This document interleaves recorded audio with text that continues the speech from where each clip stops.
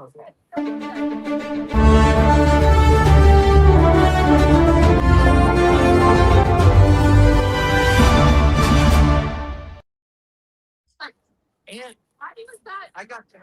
Hello. hi everybody. We are coming to you here on a Saturday night at 9:30, almost p.m. Eastern. I'm Julie Roginsky here with Michelle Kinney and Dana Dubois. We did not plan on coming to you guys live tonight. As you can see, I have I was about to get ready for bed. Hockey game with my family. Nice way to end my birthday today. Michelle and Dana were out doing other things too. And then we found out the news that there was a shooting at the White House Correspondents Dinner in Washington, D.C. To put in perspective, just to set the scene, for those of you who don't know Washington, the Hilton Hotel, which is where the White House Correspondents' Dinner takes place, is known colloquially as the Hilton, Hinckley Hilton, because that is where John Hinckley shot Ronald Reagan. I did not know that, Julie. Yes, back in 1981. It is on Connecticut Avenue, just a little north of DuPont Circle. It is down the street, about, I would say, a mile away from the White House. If you head down Connecticut Avenue, when you hit 1600, 16th block of you will see the White House right there. So it is centrally located in the northwest part of Washington, D.C., and it is the site of the White House Correspondents' Dinner every year, a hotel where a lot of conventions take place throughout the year, and certainly a place that has known how to protect people inside. If people don't remember the shooting of President Reagan, that took place outside on Connecticut Avenue, outside the Hilton Hotel, because to get inside the Hilton Hotel, especially when you have the president, the vice president, the entire, for the most part, I believe most of the cabinet, if not 90% of the cabinet there, along with every high-profile reporter and lobbyist in the nation, it is astonishing that somebody was able to cross that perimeter with a gun. Yes. I think first and foremost, let's talk about the fact that we don't know if anybody was shot. It sounds like the shooter has potentially been shot, potentially killed, depending on who you believe. We don't know if anybody else was shot. What is astonishing to me is that, before we get to the details here, that we have such a massive gun problem in this country. Yes. That it is not impossible for somebody with a gun to get through Secret Service, the Washington Metro Police Department, and the FBI, and God only knows who else is typically at these kinds of events that we probably don't even know about. Right. This comes as there are concerns about heightened terrorism risk from the Iranians, thanks to the war in Iran. Certainly, there are always concerns about people wishing our leaders ill, regardless of who is in power. And it is just astonishing, and also astonishing that the President of the United States at some point, well, just a few minutes ago, put out a statement on Truth Social. I will read it here. Quite an evening in DC. Secret Service and law enforcement did a fantastic job. They acted quickly and bravely. The shooter has been apprehended, and I have recommended that we, in all caps, let the show go on, in caps, but will entirely be guided by law enforcement. They will make a decision shortly. Regardless of that decision, the evening will be much different than planned, and we'll just plain have to do it again. President Donald J. Trump. Ladies? Yeah. I mean, do you really want to know what I think? Yes. Always. God, I don't want to say something I'm going to regret. So I have found it very strange, especially in recent months. And I mean, Donald Trump's one of those people who can't shut up about anything, and he can't let anything go. And he's constantly talking about things that happened in the past. Yet what happened in Butler, Pennsylvania is never mentioned. The person who did it is never mentioned. I'm not suggesting there was anything nefarious. I'm not saying that it, but I just have always thought that is very strange. And here we are at the White House Correspondents Dinner. It's one of the most guarded events in Washington, D.C. every year, outside of maybe, State of the Union or something. It's a room full of very famous people, journalists, including, the cabinet, people with security details, really powerful people. How, in God's name, did somebody with a gun get that close to the mags to begin with? Second of all, there was the tweet that you sent, Julie, that said, "What the hell is this?" And I can't remember who wrote it, but said that Donald Trump never left the building, that he was still backstage after all of this, and was insisting on going back on stage and finishing his speech. And I'm just kind of like, yeah, no. I hate this. Again, I don't want to say anything I'm going to regret because I don't want to sound like a crazy person, but it is very, very, very difficult, especially knowing the lengths that he has already gone to try and distract the American public from whatever is happening. And the Epstein files or bombing, whatever it is. Yeah. And I hope to God nobody was hurt. I really do. I mean, my God, to Julie's point, we've had this discussion. I can't tell you how many times this country has a gun problem, and the people who could do something about it are sitting in that room, and they will pretend like this didn't happen and this was some sort of left wing something or other. Like that's what's going to happen. I haven't seen any tweets yet, but I'm sure it's coming. Even though it's a room full of journalists that have been lionized by this president for over a decade, calling them fake news and terrorists and whatever else. So, we don't know who this person is yet, but it's when anything having to do with Donald Trump, I'm just kind of like, There's a statement now. I'm 100% with you. Oh, go ahead, Julie. Statement now from the Secret Service. The U.S. Secret Service, in coordination with the Metropolitan Police Department, is investigating a shooting incident near the main magnetometer screening area at the White House Correspondents' Dinner. The President and the First Lady are safe along all protectees. This is their grammar, not mine. One individual is in custody. The condition of those involved is not yet known, and law enforcement is actively assessing the situation. The condition of those involved is not yet known. Interesting. Michelle, I have no qualms with stating the obvious of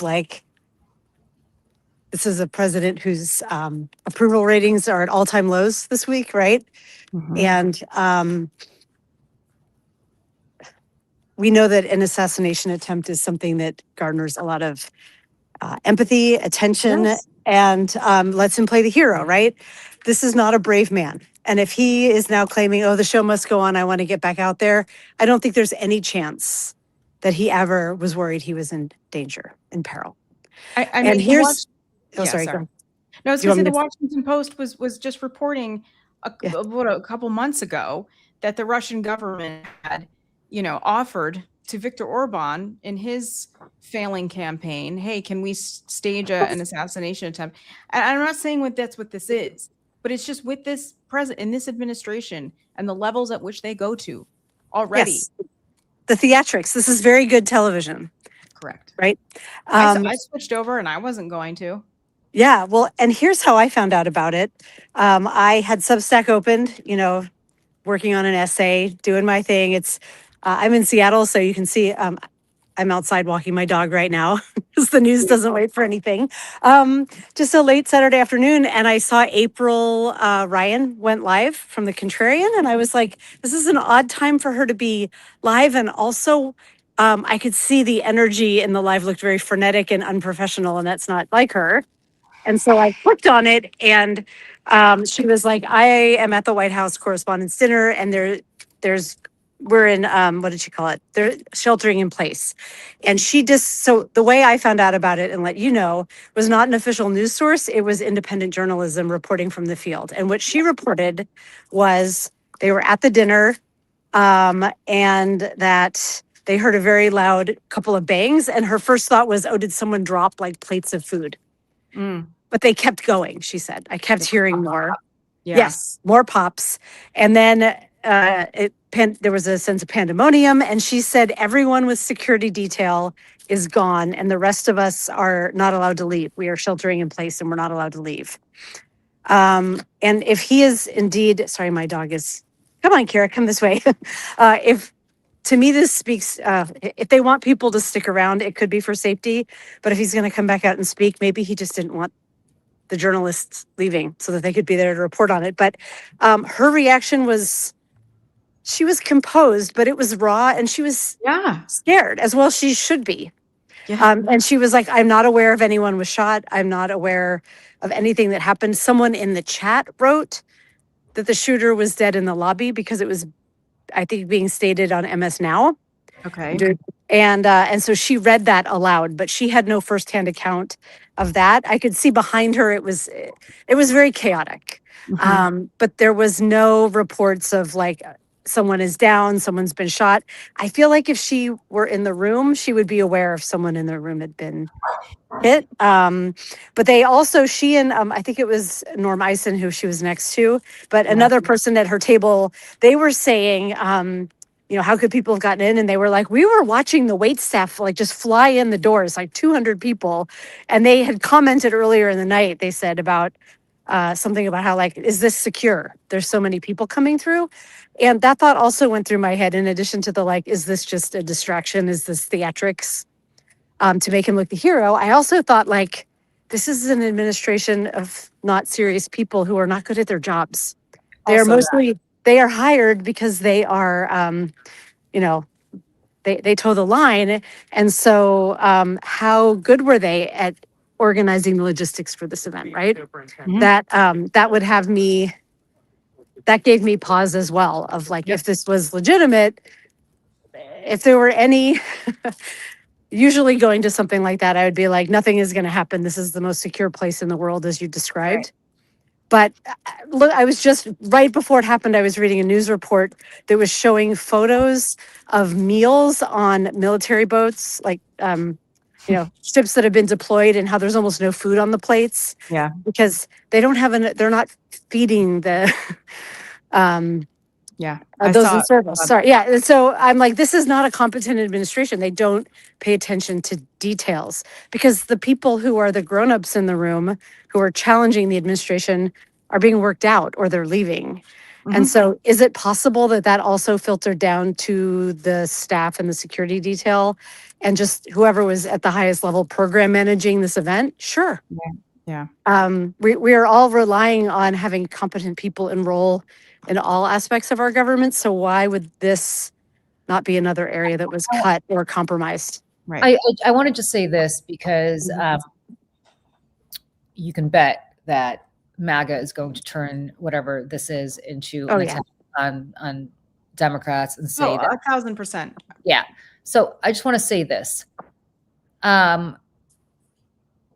This president has been attacking the press nonstop for the last 10 years, more than 10 years. 10 plus. Suddenly he decides to show up at this White House Correspondents Dinner. And suddenly there is a shooter who is breaking through. And there is no guarantee here that apparently this person's been taken into custody. It's unclear whether he's alive or not, but let's assume that he is alive. It is unclear to me whether he was trying to shoot the president or whether he was trying to shoot the reporters in the room at the behest of the president, who refers to them constantly as enemies of the people. I was just saying that he will consistently pay for their bail if they're arrested for physically harming them, threatens to knock them out, and so on. So this is somebody who's welcome violence against the media. I say this because we don't know what this is all about, and I don't think anybody should jump to any conclusions. But I do want to be very clear here that the Republicans will jump to conclusions very quickly, as they did with Charlie Kirk's assassination, as they did with Trump's Butler situation, and they will again. And the press will, of course, just go along with it, or either drop. They'll just regurgitate it as though it is fact. Blah blah blah says blah blah blah without any sort of context, saying that is just their opinion, or that's not true, or there's no evidence to prove one way or another. And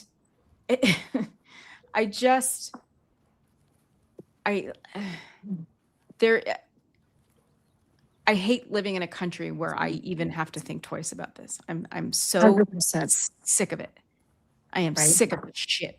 I am sick of people who work in the media who have been demonized for so many years that it has become a shell of its former self, the mainstream media in general anyways. And you have Barry Weiss tonight had 15 tables. I know. 15 tables. Right. Where she What had if- Pete Hegseth sitting with her.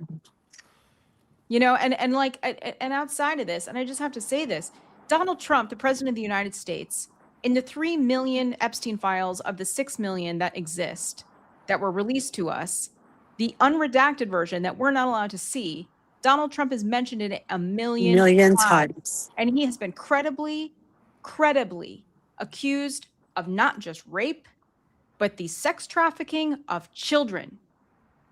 Yes. And here is this man standing at the podium in Washington, D.C., in front of the entire White House correspondent press pool. And everyone sitting there, clap, clap, clap, clap, clap, having their wine, drinking at their tables, like it's all normal. Right. None of this is normal. He started a war for absolutely no reason. He's been bombing fishing boats in the Caribbean. He's been invading countries in South America, kidnapping their leaders, whether they're good or bad, doesn't matter. Right.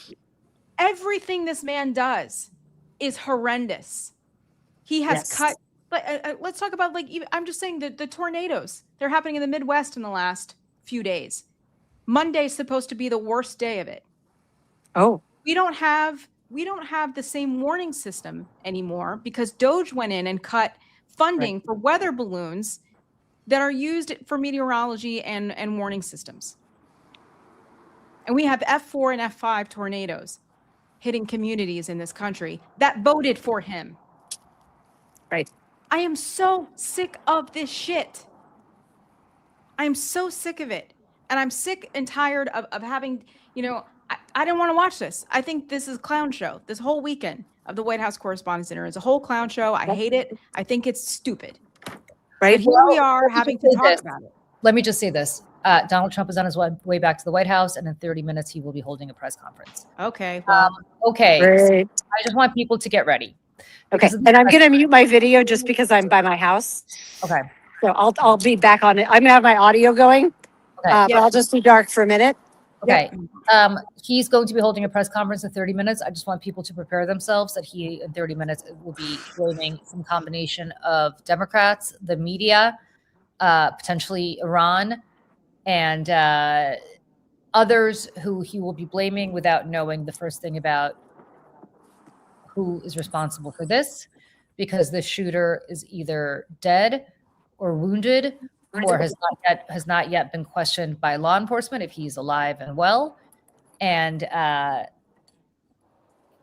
there is no reason to hold a press conference except to set the narrative. And I fully expect that the media that was at the White House Correspondents Dinner, to the extent that they will be rushing back to the White House to cover this in their black tie, or other people who are covering it on their behalf tonight, will be regurgitating everything he's saying and allowing him to set that narrative. It is not a coincidence that he is doing a press conference immediately so that he can set the narrative right now, quickly, before anybody else does.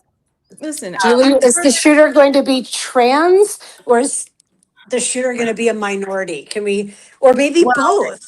He could be a minority. He could be trans. He could be Iranian. He could be Venezuelan. Antifa, a Democrat. A Democrat. I mean, there's so many different things that the shooter can potentially be. We don't know yet who the shooter is. We don't know what the shooter's motivation is. We don't know anything about this. I think it is fascinating and underscores everything we've been saying.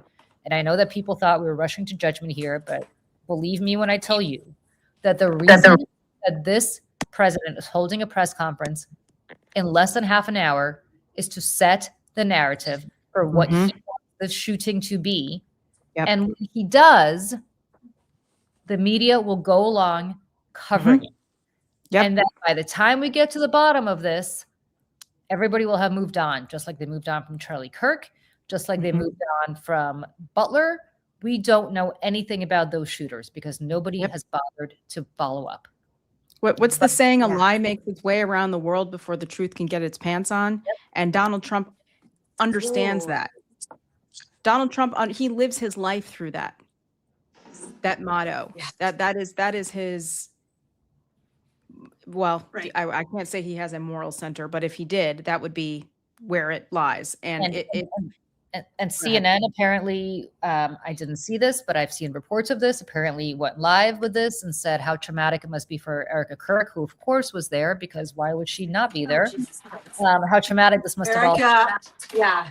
The same Erica. All the tears for Erica. Hold on, I'm going to turn my camera back on because I'm at my desk now. The same Erica that has told all of us, that we should. Has told the women of New York that we voted for Zohran Mamdani because I need some sort of replacement for something. Like, who comes out to pyrotechnics I can't. These people are so unserious, and I'm so tired of having to listen to their bullshit over and over and over and over and over again. They are liars. They are propagandists, and they don't give a shit about this country. They give a shit about power, proximity to power, and how much money and how much merch they're selling. Erica Kirk. Yeah. And, I truly am sorry for people who are in the room who are going to be traumatized by this, because being the fact that they wants. Yeah, being in the proximity of events like this. I mean, I don't know about you guys, but I am within 1 degree several times of people who have survived mass shootings or have been near them. That's not normal. But that's our normal here in this country. And Donald Trump knows how to make a moment. He is P.T. Barnum. He is a showman. Yes. He's a stupid his show doesn't involve circus animals. P.T. Barnum. We can talk about it. According to the Associated Press, an officer was shot. He was in a bullet-resistant vest at the Correspondents' Dinner, but is expected to be okay. There's a Substack party happening at the Renwood Gallery right by the White House downtown in Washington tonight. At the same time, they have been told to shelter in place as well. Get the hell out of there. Ooh, you know who's there is Marisa from Grounded Podcast, and we should check in with them and see how they're doing. In fact, I'm going to text her right now while we're talking. I do want to play this clip. This is Caroline Levitt earlier this evening during an interview. It'll be funny. It'll be entertaining. There will be some shots fired tonight in the room, so everyone should tune in. It's going to be really great. I'm looking forward to hearing. Oh my God! I love it. What? There will be shots fired? And for anybody who didn't catch it, here's just a couple clips from inside.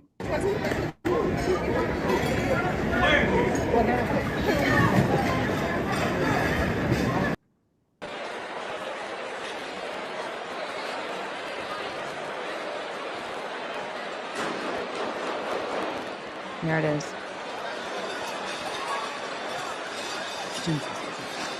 Oh my God.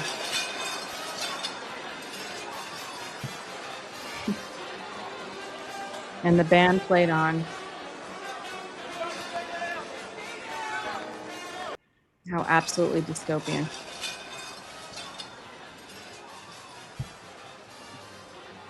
Oh my God.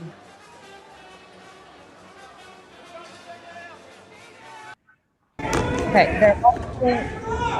Where's it coming from? Crossfire! Look out! Watch out! Move, move, move, move!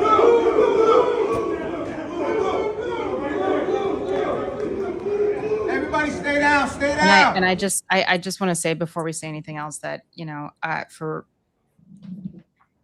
there are people whose lives and careers and jobs is to get up every day and put themselves between a shooter and harm and another human being. And I don't know how they do it. And just even watching those guys run down the stairs is something else. So I just want to I wanted to say a couple of things. One is there are reports from multiple people who were at the Correspondents' Dinner tonight that there was very lax security. Basically, you had to flash a ticket to a pre-event party or to the dinner itself to be let into the premises. So that's one. Two. That corroborates with from the contrarian was saying. Yeah. You're coming in and out a little bit. Yeah, your connection's a little. Okay, so that's one. The other is, Dana, maybe you could leave and come back. The other thing here is that the Secret Service, the guys with badges have been paid, but the Secret Service more broadly has not been paid since the government shut down. I know somebody who works for the Secret Service who's not a badge guy, and he has not been paid in months. So that is the real life ramifications of what we're dealing with here with this partial government shutdown. If only the Republicans decided that they were going to care about law enforcement as much as they care about going after innocent people who they want ICE to terrorize. So for anybody who's asking why the Correspondents' Dinner in the chat, we don't know. I don't think my connection's getting better. Okay. Oh, sorry. Get on your Am phone. I Maybe? still cutting in and out? I feel like I am. Yeah. I am on my phone. Oh. Okay. Hold on. I'm going to turn this for a second. Am I getting any clearer or is it still bad? We can hear you well. Yeah. Better. The White House Correspondents' Dinner, there's one of several reasons why the White House Correspondents' Dinner, but the answer is we don't know. The other person who does not know is Donald Trump. Nevertheless, he will be holding a press conference in the next several minutes to give his version of events. And I think that's the part that should upset all of us, because the truth of the matter is that he is setting a narrative about this that he has no idea about. Michelle, I think what is upsetting about this, in addition to the fact that obviously there was a shooting, is the fact that we have so little faith in our leaders and so little faith in each other that our mind immediately goes to the fact that, what was this all about? Yeah. What's the real story here? What's the real story here? Will we ever know? From people who are not conspiracy theorists, right? The people, Right. This is not Like my worst fear is being called one, honestly. This is not who we are. Right. And yet, the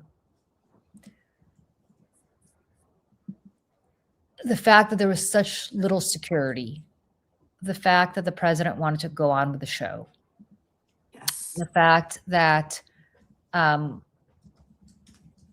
he's going back to the White House and having a press conference, the fact that he had not shown up to any of these events until this year. It's I think there are legitimate questions to ask as to what the hell is going on. And it's problematic, I think, for a number of reasons, and disappointing for a number of reasons. I don't know, one of the people who was going live on CNN was Wolf Blitzer, who watched this all go down. He thought for a moment that the shooter was actually trying to kill him because he was so close to the shooter. Oh, God. And, we forget, but I mean, this is Wolf Blitzer, who, I remember well from the 91 war, was in, was in Iraq, excuse me, has been in war zones. And yet these are people who are going to what they think is a nice dinner. God knows why they were there, but I guess they decided to show up in the first place. It's a different story as to why anybody would show up to this year, but only to have to deal with this. And I think that's something that is an epidemic in this country that other countries just do not experience. They just don't. No. They just, the complete lack of unity that we now have in this country, thanks to this president, thanks to our media, a lot of times. And I'm not talking about the fact that we're talking about this, but I mean, going back to the Fox News days of just, constant divide and conquer. The fact that we have a gun epidemic in this country where nobody even blinks, that somebody could walk into an event like this with a gun. Mhm. Yeah. The fact that my 13-year-old, when I said, how can somebody possibly go get in with a gun into this event, goes, oh, like a 3D gun. Those are easy to print. I mean, he's not wrong. Yeah. He's 13. He's not wrong. He's 13. I remember when the Charlie Kirk murder happened. Yeah. The family chat. Can you hear me okay? Am I still? Yeah. Okay.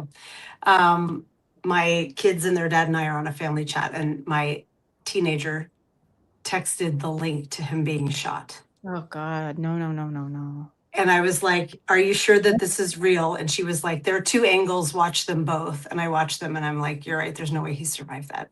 But yeah, everyone in her school had it in like seconds before I even knew about it. For a moment of levity, can I read one comment from the chat? Sure. Sorry, this isn't that funny, but I feel like we need a moment of levity. Sammy D asks, Dana, are there any reports about the shots waking up the president? Oh God. I'm sorry. I just needed a laugh. It would appear so. I wasn't watching, but I was fully expecting there to be clips on Aaron Rupar's feed about him falling asleep tonight at some point. Yeah. Yeah, I've got he's probably awake because he loves this. Sorry. Well, right. Yeah, he's like, oh, it's my moment. And listen, I'm sure there's part of him that's like, well, they won't be talking about the night that Obama embarrassed me anymore. They're going to be talking about the night that I survived the White House Correspondents Dinner, and someone tried to come get me, and I'm a hero. Like, I mean, that will be what it is now. Absolutely. There's also in the chat here, it says that April, Ryan, and the Waj, the left hook, Waj and Lev and Jim Acosta are all there.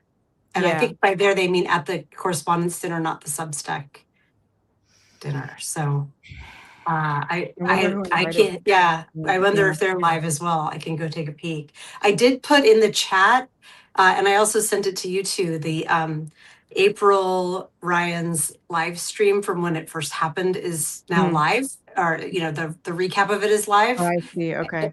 And it's not very long. It's like 9 minutes, I think. So if you guys want to watch it, that's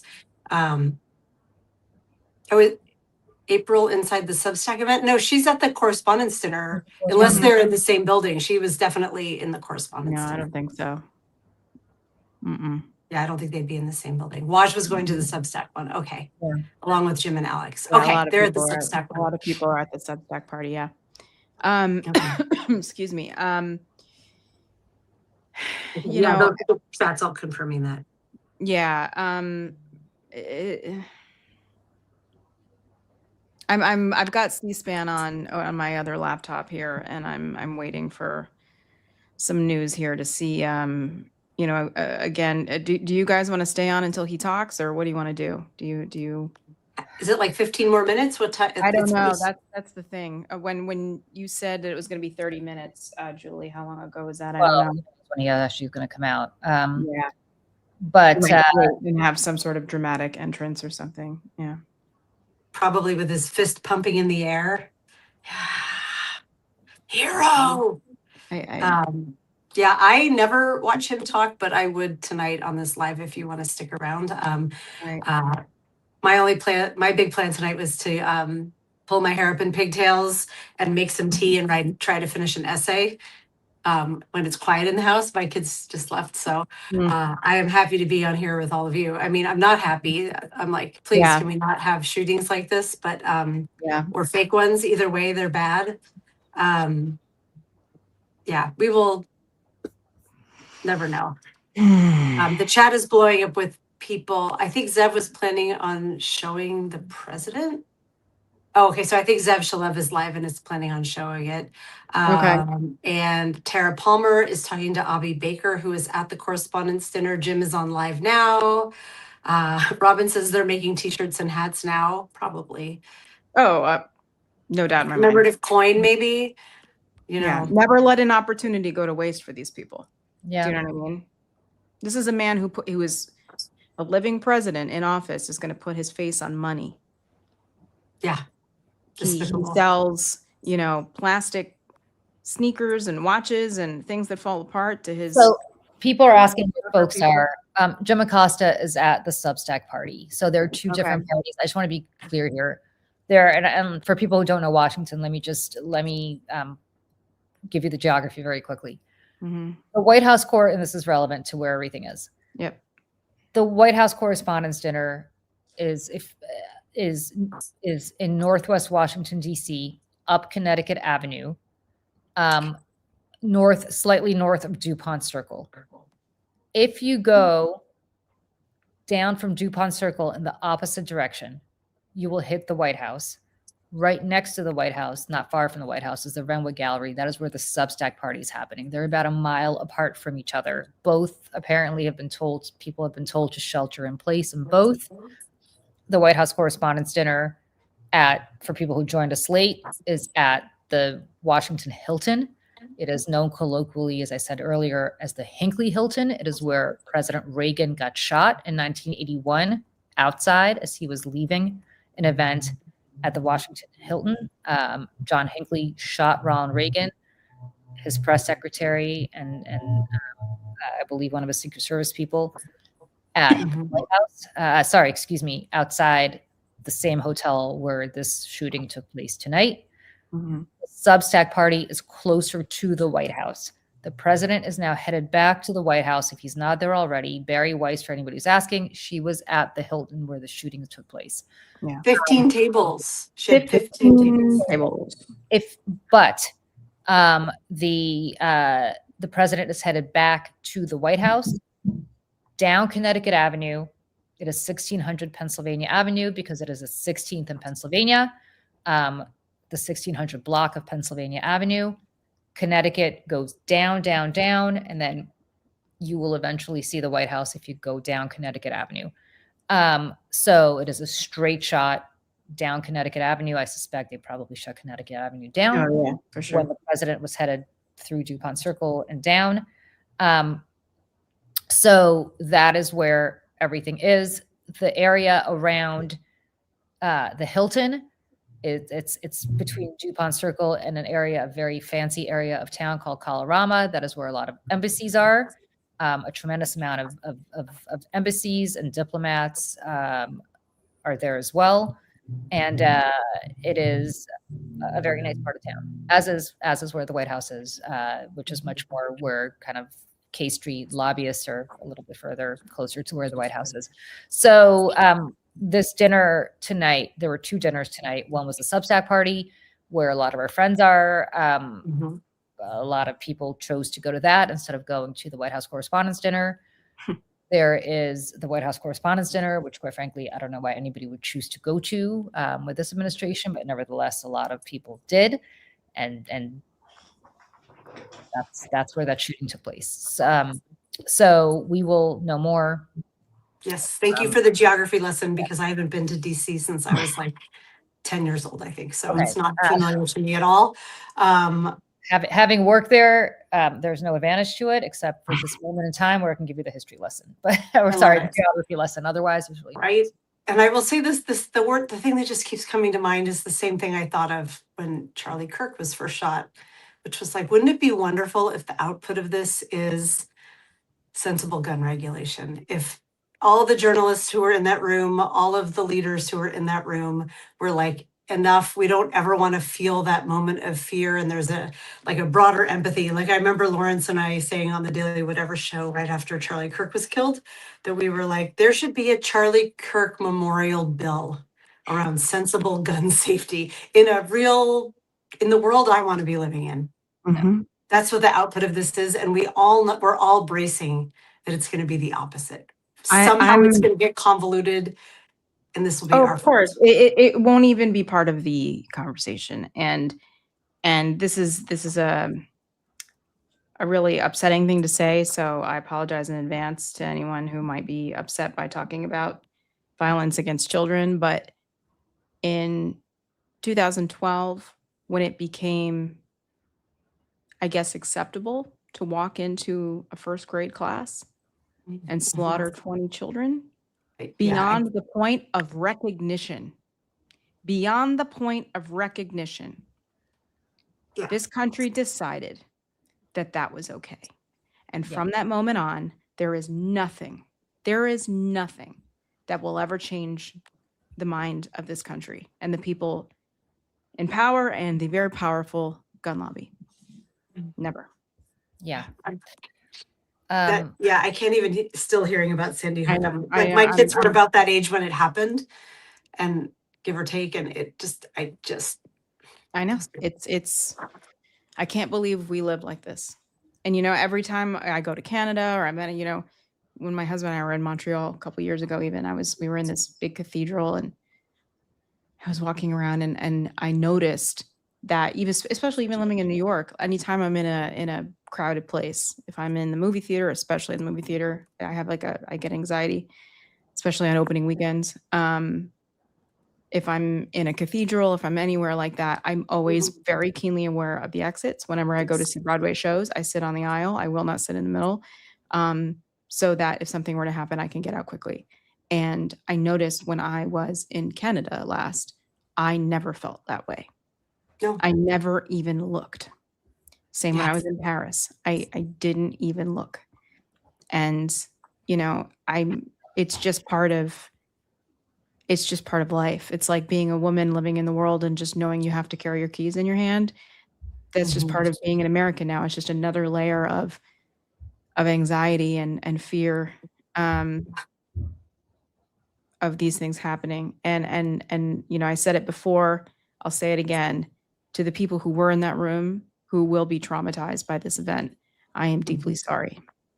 I am deeply sorry to them. I really am. No one should have to. And the one thing we know will not be in Trump's speech when he goes live is any hint of empathy for any of the people. There will be no, we collectively just endured something, at least former leaders, even though they didn't do shit to get legislation passed, there was a humanity. Yes, I think what we can anticipate Trump saying is that he wanted to stay at this event and continue, but the Secret Service precluded him from doing that. And the people who want to silence me and blah, blah, blah, blah, blah. Yeah, and people want to silence me, and we are, the people in that room, the journalists have made me out to be, and they tell lies about me. That's why this happens. That's why this happens. Let's forget about the fact that I posted an AI image of myself last week as Jesus and then deleted it and tried to tell an entire White House press pool that no, that wasn't Jesus. I was a doctor. I was pretending to be a member of the Red Cross, who we support. And then just days before that, said in a post publicly that he wanted to annihilate, kill an entire civilization of people. He wanted to carry out a genocide against the Iranian people. Yeah. And he's not kidding. Yeah. And for any of these Republicans who say, oh, well, he's not serious. You can't take us serious. What? He's the president. He's the president of the States. President of the United States. He moves markets with every comma in every sentence that he says. And I think we kind of forget, because he's been around for so long, that is the case. But the reality is, when he says he wants to commit genocide, people take that seriously. Yeah, you have to. He wants to annihilate an entire civilization. When he has the nuclear weapons at his disposal to do that, there was a part of me, and I am not prone to hysteria, that actually wondered whether he was going to drop a nuclear weapon on the Iranians. Yeah, we all thought that. I mean, you have to take a threat like that seriously coming from the president. That says a lot about the mental health that we think our president has. And for people around the world who are watching us right now, I know there are some here from Australia and Britain and other places. You are right to wonder what the hell is going on. I want to stress again that the president of the United States is going to be pacified on Monday, as we wait for him to come on. We can just talk about this a little bit, by the King of England. That Keir Starmer, the Prime Minister of the United Kingdom, the British Prime Minister, is sending in a constitutional monarch who has very little power other than, just to make Donald Trump feel special, like he's a monarch too. Just to make Donald Trump feel special, so that Donald Trump does not suddenly throw a bone to his, well, let me back up. There was a memo that was written by Pete Hegseth's number 3, a guy named Elbridge Colby. Elbridge Colby is the grandson of William Colby, the former head of the CIA. Elbridge Colby is the number 3 guy, as I said, at the Pentagon. He wrote a memo, an email, that floated options for punishing NATO allies that he deemed sufficiently supportive of our little Iranian misadventure.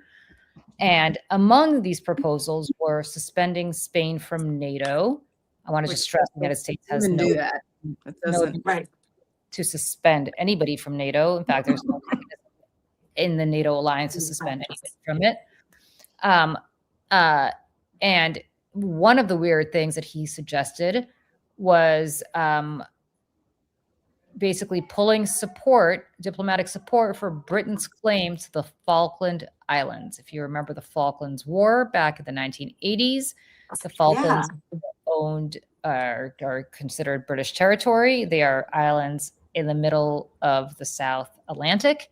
It's about 300 miles east of Argentina. The Argentinians call them Los Malvinas. They think that they own them. This is something that nobody has ever thought about since 1984, at least here in the United States. But nevertheless, or 86, I forgot when the Falkland Islands were. People in Britain or Argentina watching can correct me as to what year that was, but it was sometime in the early to mid 80s. And all of a sudden now, to get back at the United Kingdom, to get back at Britain, they want to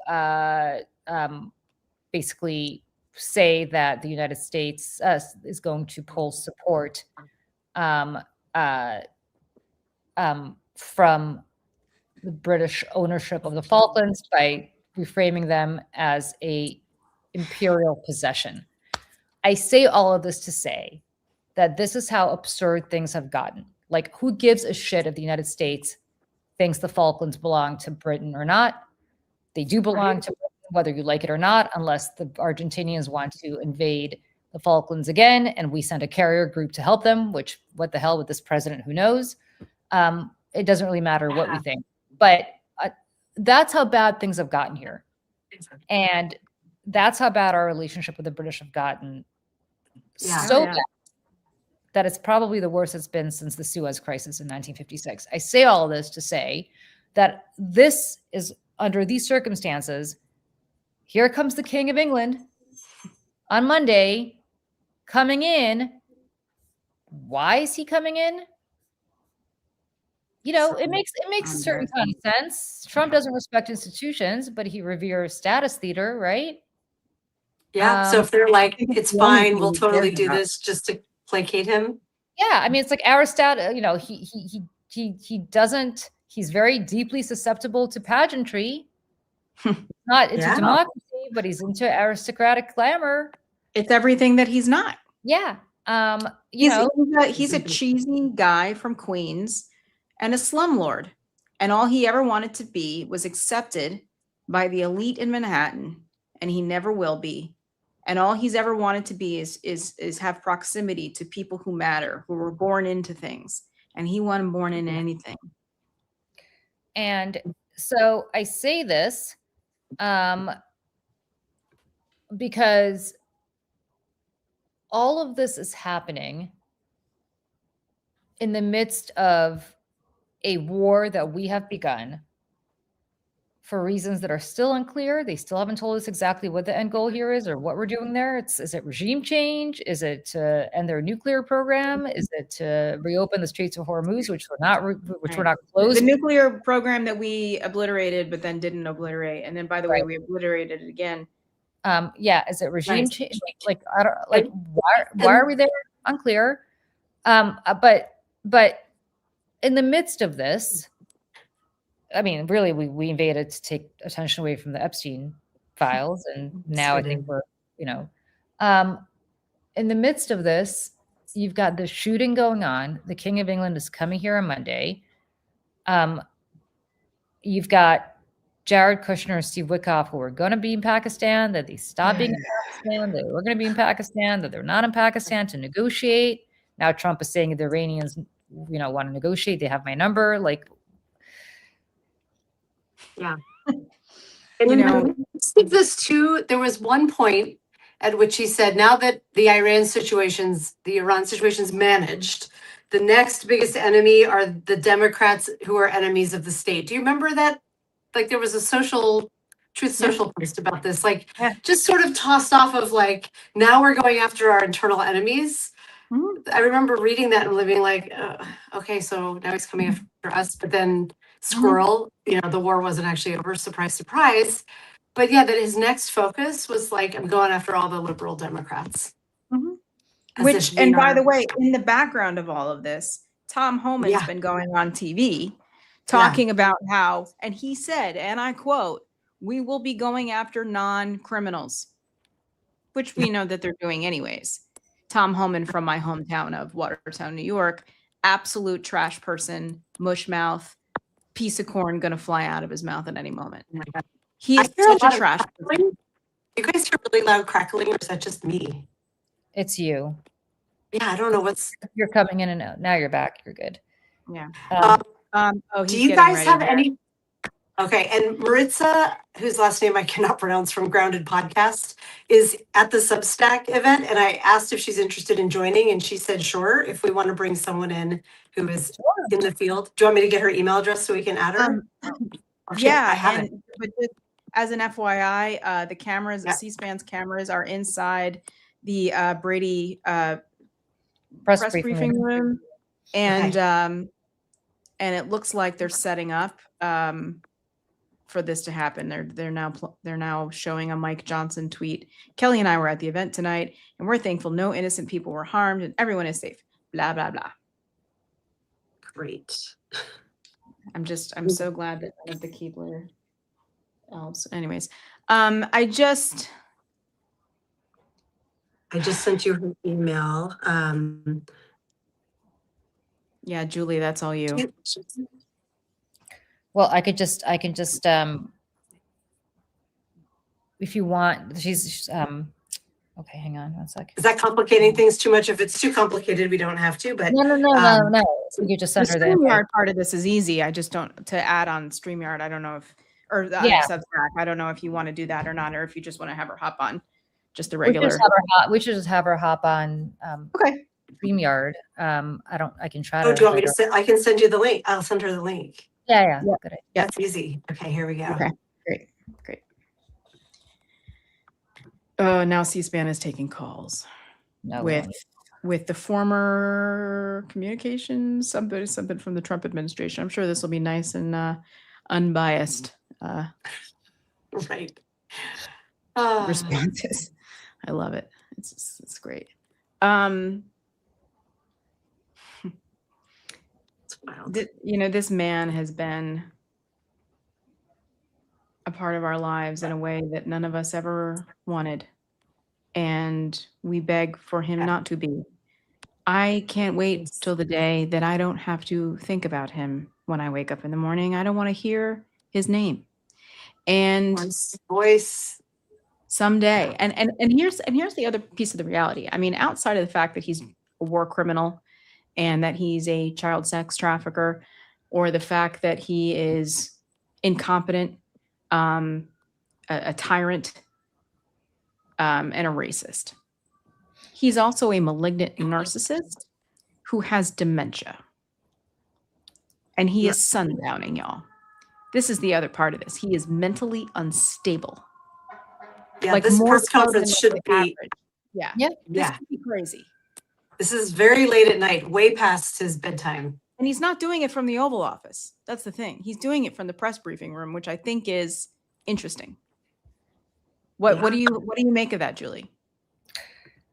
I think that probably he wants press to ask him questions, because if he was doing it from the Oval Office, they wouldn't be able to. Right. And obviously the podium is set up and so on. But I think it's also fascinating that he is fascinating is not the word. It is smart of him to set the narrative of whatever he wants it to be. And we will know very quickly what it is, right? I think we all can predict what it is. But I think we will all be able to see very quickly what it is, which is that the President of the United States is going to blame everybody for what has happened, who he wants to blame, despite not having one iota of information to base any of that on. I just want people to understand whatever he says, he does not know. He does not know. Unless you're a total conspiracy theorist, in which case he does know. But if you believe that he does not know, then he does not know.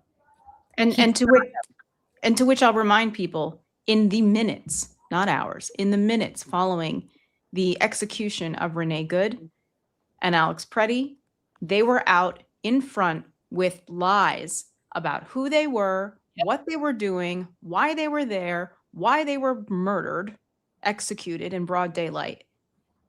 And again, a lie makes its way around the world before the truth can get its pants on. And that is what they do, especially when something goes wrong. And, you know, Renee Good, oh, she's a terrorist. She's this, she's and she's a terrorist lesbian. Oh, no, she's a lesbian too. I mean, this is what these people do. And this will be no different. This will be no different. Yeah. It will be no different. It's absurd. It is absolutely absurd. And, you know, there's two of you. Well, there's one box, but. I'm going to. Gosh, that's weird. What is going on with me and my connection? Let me turn this again. You're good. You were good before. I'm not here, am I? You are. Yeah. We see you. I don't think I'm still here. You are. I promise. Can you hear me? Yes. Oh, now I can't hear you. I'm going to drop again. This is fun. Thank you, StreamYard. I'll drop. Oops. Sometimes I have to say I pay for the highest speed of internet, and I am within feet of my internet tower, and yet still sometimes on this thing it's like people are like, oh, it looks like Michelle's in a Vaseline container, you know, and it's okay. I'm looking at the press briefing room here. We've got Caitlin Collins up front. The funny thing about this is like everybody's in formal wear, in suits and tuxedos and ball gowns, reporting from the press briefing room. Well, could we throw that on screen maybe while we're talking and just put it on mute until he comes out? Yep. Just don't make fun of my watch history with Miss Congeniality on here. Hold on. Evening dress for CNN. You can see her up at the front doing her stand-up. Marissa's here, so let's another bow tie up there in the front. I'm going to turn the sound down here. Hey, Maritza. Hey, guys. Sorry, let me switch my thing. This is just trying to find a spot that's a little bit quiet. It's How just very weird here. I'm at the Substack party. Are you guys still sheltering in place, or are they allowing you to leave now? You know what? I haven't checked, and that's what I heard, but I think people are leaving. I just was with some people. They said their bus is here. It's just like a surreal, weird night, right? Like it's just strange. I mean, I'm sitting here with all the people we talked to. Scott McFarlane is right here next to me. Aaron Farnes is here. Jim Acosta's here. And we're all getting this information in real time at the same time. And so many people here, like literally a common thread is, oh my gosh, I found out from my mom. My mom called, or my mom sent me a text to say, are you okay? That's how I found out. And it's just like, it's just a surreal thing because we're all just wondering what's going on. And we're just getting like threads and strings of information. I've heard so many stories, and I haven't even had the bandwidth to take a look and say, okay, what is actually happening? Did they tell you? Did anybody come in to tell you to shelter in place, or how did you learn that you couldn't leave? No, they had an announcement, and they just said we're aware of a shooting at the White House. The streets are locked down outside because we're right, like the party we're at is at the Renwick Gallery, which is literally right next to the White House. They said there's a shooting at the White House or the White House Correspondents Dinner.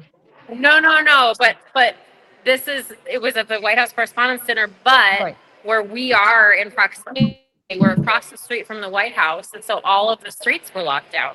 So I don't know if I haven't been clear, and I was kind of just talking to people throughout that, but it wasn't clear to me if the actual venue was locked down or if the streets around us were locked down. But they said, you can't really go anywhere, so you might as well stay here.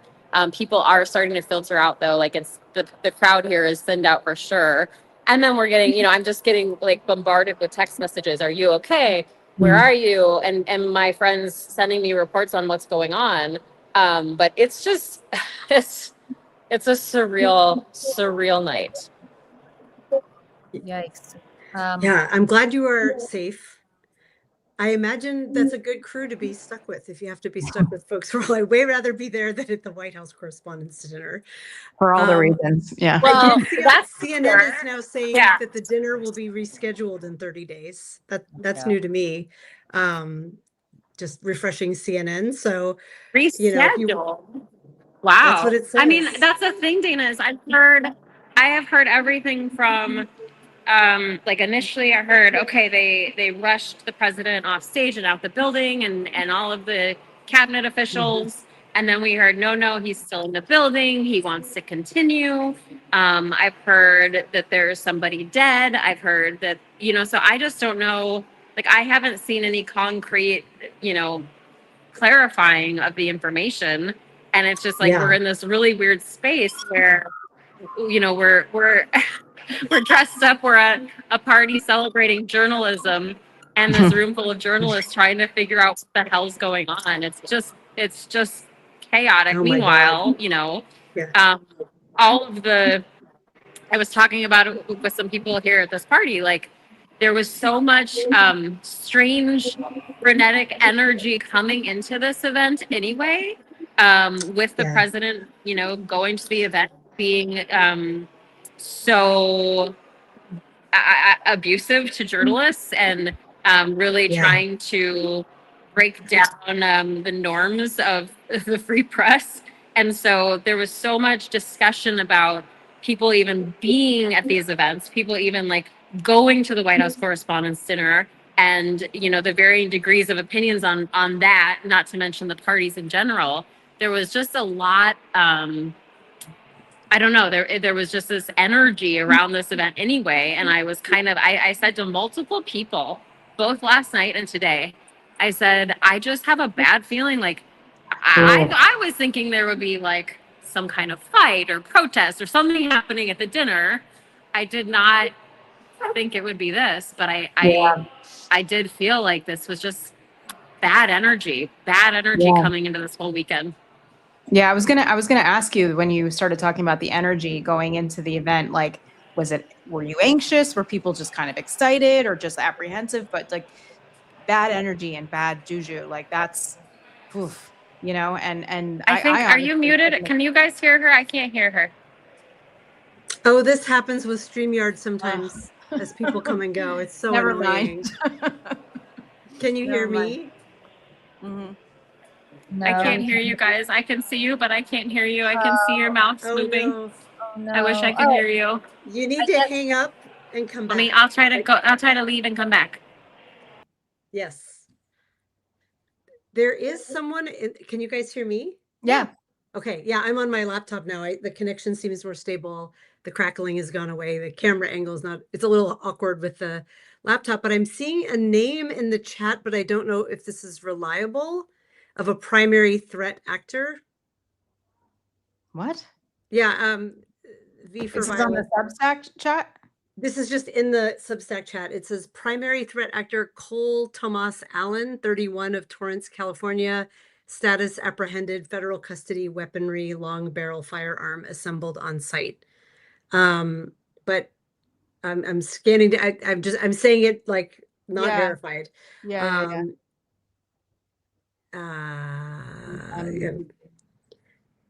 And then someone else is saying supposedly there's a 30-year-old man from California in custody. So Yes. Cole Thomas Allen, 31, from California, has been identified as the suspect in tonight's shooting at the White House. There you go. Dinner. with the FBI confirming that Allen is currently in custody and was carrying a shotgun as well as a handgun when he entered the Washington Hilton. Oh my Oh my God. God. There goes your security, right? Yes, and V for Violet is clarifying that it's Wahij Lion, Malcolm Nance's intelligence friend, who was reporting it. Oh, okay. So Okay. thank you I for the trust source that. there. Yeah. I trust that information. Anything in Malcolm Nance's world. It's good. Yeah. I'm laughing too yeah. because we've got some astrology things coming in that really make me wish I Lauren saw was that. I Nicole. saw Uranus It's- and I was like, Yes, oh, God. this is precisely the time Uranus entered Gemini. I will say because Lawrence and my friend Karen Marie Shelton and Oceana and I talk about, I'm not the expert, I just listen to them, and they have been saying something like this kind of energy is in the air. Well, you know what's kind of embarrassing? What's that? We were talking about astrology this morning on Saturdays for Sanity, and like I don't believe in God. I am like atheisty, and Same. I'm not really into woo-woo stuff at all. But sometimes, maybe just because I'm so desperate for anything, I will go on TikTok or TikTok or Instagram and search United States of America astrology chart predictions. Oh my gosh. See if there's like, a psychic or astrology things like doing the chart for the United States and trying that. I'm like, I have a recommendation for you. Really? On Substack, Gray Galaxy. First of all, Okay. she's a complete delight and she's a great writer, but this is her niche. Astrology meets really? politics. Yes. Oh, wow. Okay. And yeah, I'll she have to does follow her. really interesting readings. We had her on the Daily Whatever show once. We'll have her back at some point. Her schedule I'll is have very to busy. follow. I don't take but it like terribly seriously, but I do go to it for any amount of hope. Comfort? Comfort, whatever it is. Sometimes I'm like, there has to be some sort of cosmic reason. There does. Like, you know what I mean? It looks like Julie is in deep research mode. I am. Julie used to do Oppo, and she's very, very good at it. Very good. Oppo research, yeah. So is Trump anywhere to be found? Or the camera is right on the podium. Everybody looks really, what's his name? Ducey is seated. Everybody seems to be seated. It looks like, let me just throw this up here. Hold on. Okay, Again. perfect. Because I'm just refreshing the CNN What We Know area. Just and don't I'm not make fun of seeing my, anything new. Yeah, just don't make fun of my watched. I got Miss Congeniality up here. Okay.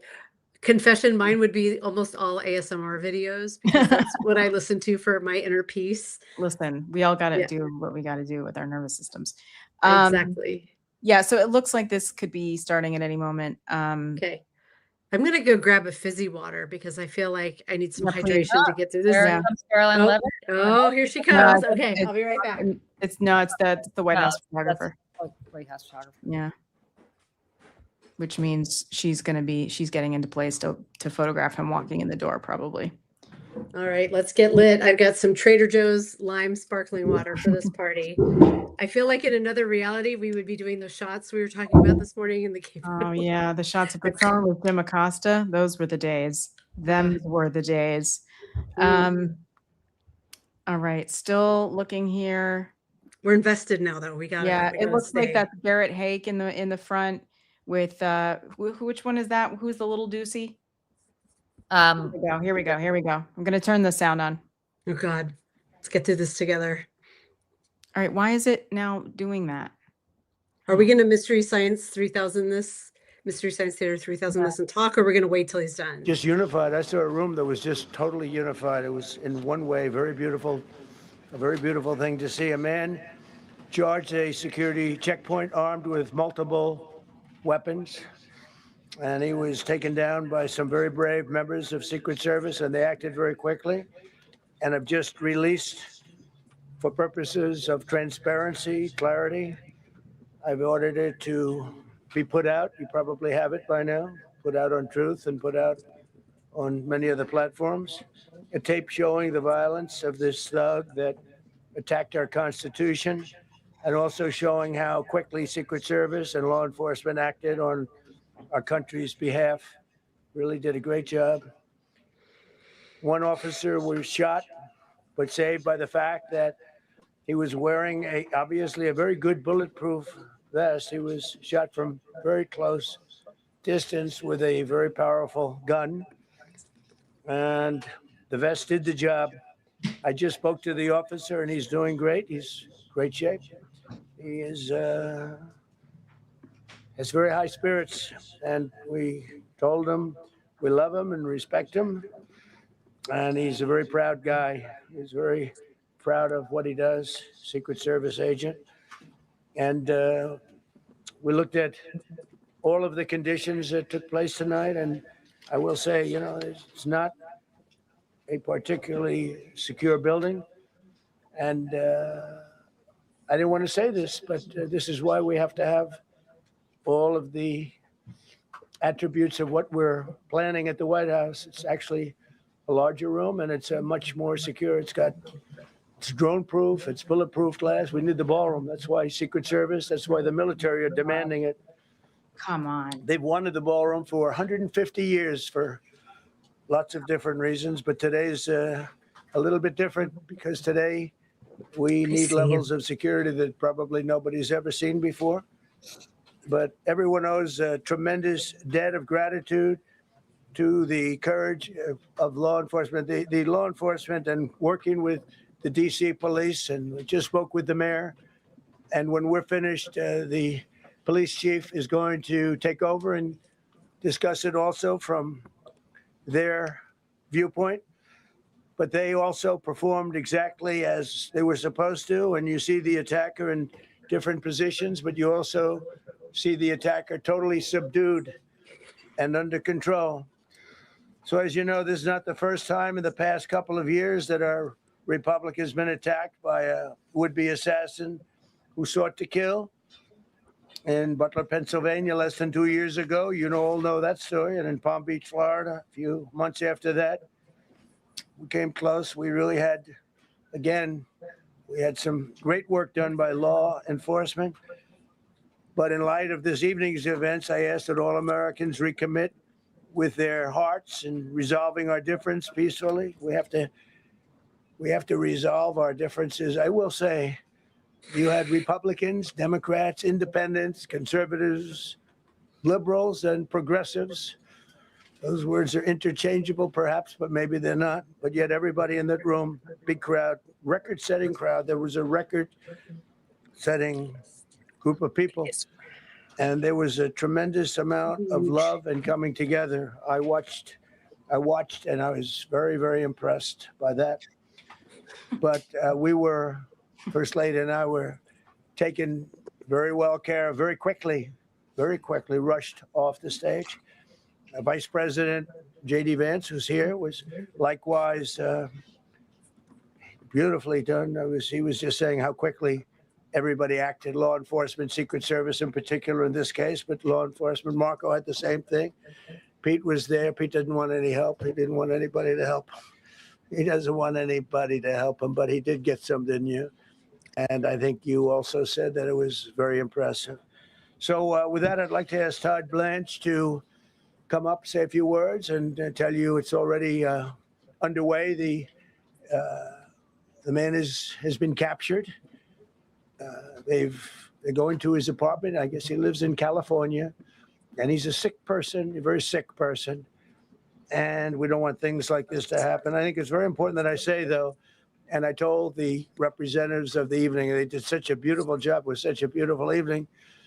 And again, they're talking about free speech in our Constitution. That's what it's all about, not just White House correspondence. It was really based on free speech in our Constitution.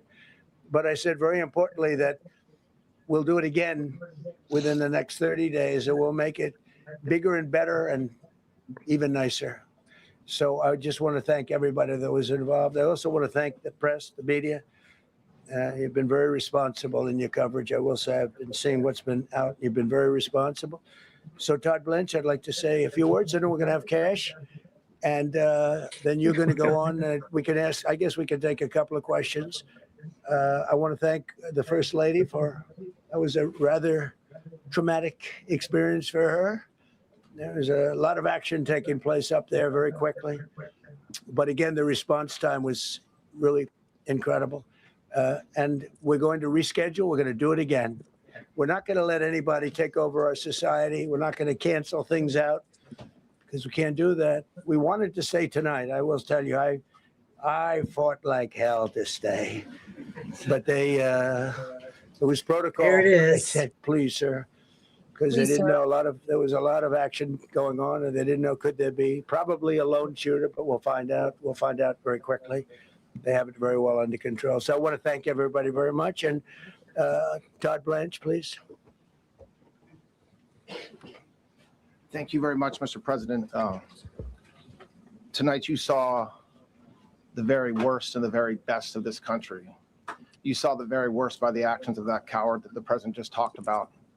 But you also saw the very best because you saw law enforcement do exactly what they're supposed to do. And you'll see the videos come out, I expect, very shortly, and you'll see law enforcement do exactly what we want them to do. And so I echo what what President Trump just said, that we are extraordinarily grateful and appreciative of the men and women of law enforcement that did their jobs tonight, including one who was injured. This investigation is ongoing. I expect you will see charges filed shortly. The charges should be self-evident given the conduct, but as you'll hear, there will be multiple charges surrounding the shooting, around the possession of firearms, and anything else that we can get on this guy. The investigation is obviously ongoing and just started. There is federal law enforcement already working on search warrants and doing their job, and I don't want to get ahead of them and don't want to get ahead of the work that they're doing even as we speak. Director Patel and I were just on the crime scene a short while ago, and everybody in this room should rest assured that the Metropolitan Police Department, the FBI, Secret Service, everybody's on the scene doing their job. I know that the police chief is going to give an update from the scene as soon as we're finished here, and I obviously will leave the details of what they have learned to him. But in the meantime, I just want to thank everybody in this room for the courage. And I want to thank President Trump for his words, and I promise you, justice will be served. Thank you, Dr. Patel. Thank you, General. Oh, Thank you, Mr. Thank President. God. Thank God Cash is here. The president's Wow. absolutely right. You So saw we the didn't have best too much to resolve of drink at the American law event. enforcement because you, Mr. President, inspire them 24/7, 365. You give them Stop. the resources that they need, and they know that you have their back. And that is a changing dynamic in this country, and that's why you saw brave Secret Service agents respond immediately, swiftly, subdue and take down the suspect, and safeguard the lives of thousands of individuals at that hotel. Thanks to our interagency partnership with the Department of Homeland Security and the Metropolitan Police Department, the FBI was rapidly deployed onto the scene, took over the evidence response unit, is examining all the ballistics that were found on scene to include the long gun and the shell casings. We are conducting witness interviews as we speak. You will hear from our team on the scene there with the mayor and the head of the FBI field division there. But please note what the Attorney General has just said reigns no truer. You saw the very best of America tonight. The very best unite us at a time of uncertainty because we have leadership here with the president and the vice president that backs law enforcement, and the men and women that I shook their hands on the scene today could not have been prouder to show up on scene. And as the Attorney General said, make no mistake, we are conducting witness interviews. If you have any information whatsoever related to this event, 1-800-CALL-FBI, 1-800-CALL-FBI. No piece of information is too small. No piece of information is inadequate. We will evaluate it all. We will also be conducting interviews of those that were there. And if any of those individuals have information, please come forward to law enforcement or the FBI or the Metropolitan Police Department. We will be examining this individual's background thoroughly. That process has already started. And we are going to ensure that he was either a lone wolf actor or anyone else that was responsible. We will analyze all evidence immediately to make sure that we safeguard this country. Mr. President, Mr. Vice President, thank you for your leadership. Attorney General and Homeland Secretary Merlin, thank you for your partnership in law enforcement. Okay, we'll do a couple and then we go to the chief. Madam Chairman, I just want to say you did a fantastic job. What a beautiful evening, and we're going to reschedule. And after that, it's very tough for her to ask a killer question, right? But you have done a fantastic job. Please. Mr. President, I appreciate it. As you mentioned, it all happened so quickly. And I wonder, especially because unfortunately you have experience with these sorts of threats. In that moment, when you realized there was a threat and service agents were telling us to get down, can you describe what was going through your mind, how you were feeling in that Oh moment? my God, what a softball, Jesus. Actually, it was. I can't. It was shocking. I can't. Like this happened to me a little bit. I have a question. That never Can I changed. get called on? The fact we were sitting right next to each other, First Lady on my right, and I heard a noise and sort of thought it was a tray. I thought it was a tray going down. I've heard that many times, and it was pretty loud noise. And it was from quite far away. He hadn't breached the area at all. They really got him. But so it was quite far away, but it was a gun. And some people really understood that pretty quickly. Other people didn't. I was watching to see what was happening. Probably should have gone down even faster. Melania was very cognizant, I think, of what happened. I think she knew immediately what happened. She was saying, "That's a bad noise," and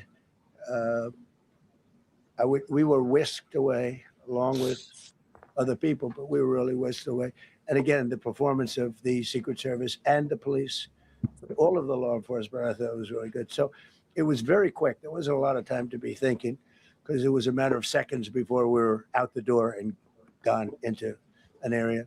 We very much, and you wanted to too, we very much wanted to continue it because I don't like to let these sick people, these thugs, these horrible, horrible people change the fabric of our life, change the course of what we do.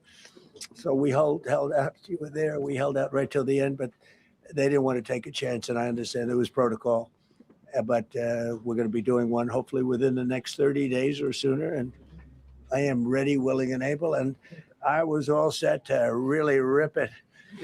And I said to my people, this would be the most inappropriate speech ever made if I said what. So I'll have to save it. I don't know if I could ever be as rough as I was going to be tonight. I think I'm going to be probably very nice. I'll be very boring the next time we're going to event. And you did a fantastic job. Thank you very much. Peter, go ahead. Thank you, President Trump.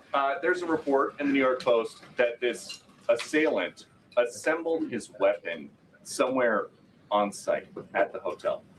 What do you think about that? And I Better ask question. respectfully, why do you think this keeps happening to you? Well, you know, Because I'm a saint. I'm a martyr. Ugh. And I must tell you, the most impactful people, the people that do the most, you take a look at the people, Abraham Lincoln. I mean, you go through the people. Oh my God. Oh He's my not God. comparing himself to Where they got Lincoln. Oh my God. But the people that do the most, the people that make the biggest impact, they're the ones that they go after. They don't go after. Everyone the is jealous of me They like it because that I'm way. Jesus. I'm reading And the when you comments. look at the people that have either, whether it was an attempt or a successful attempt, Lincoln. very impactful people. Just take a look at the names there, the big names. And I hate to say I'm honored by that, but I've done a lot. We've done a lot. We've taken this country, and we were a laughing stock for years, and now we're Oh, the here we go. Yeah. No shit. Now everybody just hates our There are fucking a lot of people that are not happy Much about better. that. So I think that's the answer, Peter. And after Butler, your team for a while rethought outdoor events. Yeah. Do you think that you now need to rethink No, indoor? well, but then you just don't do events. No, I can't do that. I have to. It is what it is. We have to do it. The room was very, very secure. He charged from 50 yards Ooh. away, so he was very far away from the room. And what do you think when you saw the video of how fast he was running? He was moving. He was really moving, and the reaction time was great. Boy, those guys, they had their guns drawn. Literally, by the time he was there, they were shooting. That's right. I thought they were very impressive. And if I didn't, I'd let you know. I'm not going to be. I would not stand for that. No, I thought they were very impressive. President Trump, thank you, President Trump, and thank you for updating us on the suspect earlier. Were you aware of any threats? Was your team aware of any threats beforehand? Do you believe you were the target of this tonight? I guess. I mean, these people they're crazy. They're crazy. And, you never know. He was very far away from me. He had to go through a lot. We had resources all over. We had resources sitting at tables, literally in disguise, sitting maybe at your table, who knows? But we had we had people all over the room, so he had a long way to go. That was really a first line of Can you just defense. give away the fact that they had undercover They acted everywhere? incredibly. Yes, he did.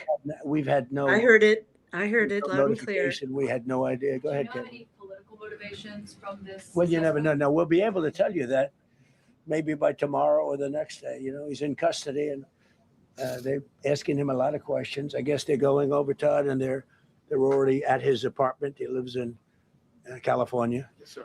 And they're over there, so they'll be able to tell you. Thank you, Caitlin. President Trump, did the suspect say anything, or was he wearing anything that would allege some type of motive here? No, I mean, he was a guy who looked pretty evil when he was down. You know, they had him down. He was fighting hard. He was, in my opinion, a sick person. Who would do that but a sick person? But I think you're going to find everything about him. No reason to talk about it now. But tomorrow at this time, long before this time, you're going to know a lot of things about him. They seem to think he was a lone wolf, and I feel that too. Are you concerned about U.S. Secret Service protection ability? We saw several of the detailees take minutes to be escorted out the room. No, they acted very quickly. No, I was very impressed by Secret Service. I mean, I'm the one, and Mark Wayne, you would agree with that, I think. I'm the one that would complain. You don't have to complain for me. I would be complaining. I'd be up here right now saying they didn't do their job. Oh, believe me, because, you know, it's my life. And I want to live because I want to make this country great. That's why I want to live. But when you're impactful, they go after you. When you're not impactful, they leave you alone. Okay, a couple of more. Go ahead, please. Is there any indication that this shooting could have been linked to the war in Iran? I don't think so, but you never know. We're going to know a lot. We have the best people in the world working on it, and we're going to know a lot. Please. Mr. President, there's a lot. There's you as well as some of us who have covered Butler experience 2 years ago. Yeah. What felt similar? You know, you had the First Lady with you today. What felt different? And you have another 2+ years in office. Are you concerned about something like this happening? Well, I can't be concerned. I can only get great people. They did the job, in my opinion, a much better job than Butler. Butler had one weak spot that we all know about. Somebody should have been up there. But even Butler, we had our sniper on our side within 4.2 seconds from a distance of about 400 yards, one shot, and he was gone. And if he didn't do it now, you know, he's David.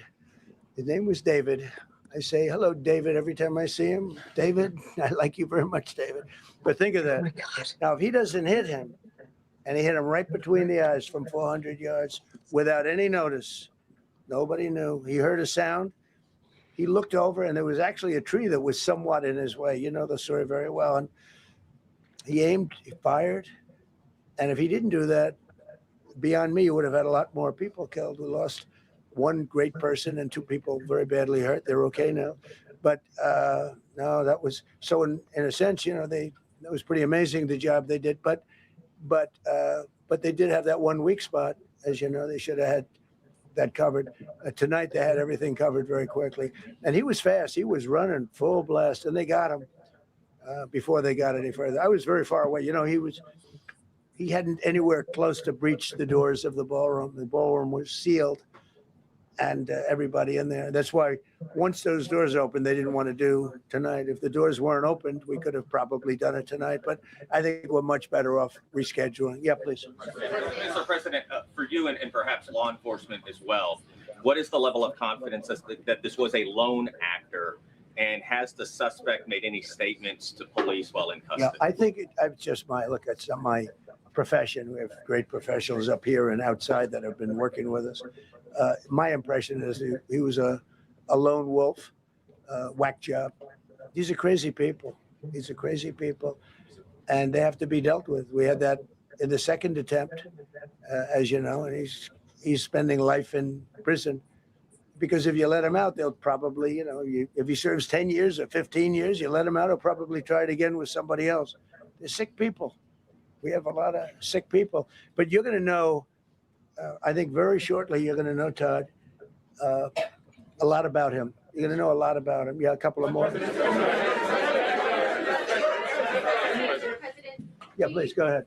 Are you Go ahead, concerned make it about political violence? This could be politically All motivated. violence. I'm concerned about everything. Look, but I can't be so concerned that you can't function. No, I'm here. It's a dangerous profession. You know, I tell the story, race car drivers, I think it's very dangerous. So if you take 1% and then take about 10% of 1%, just to break it down very easily, they die.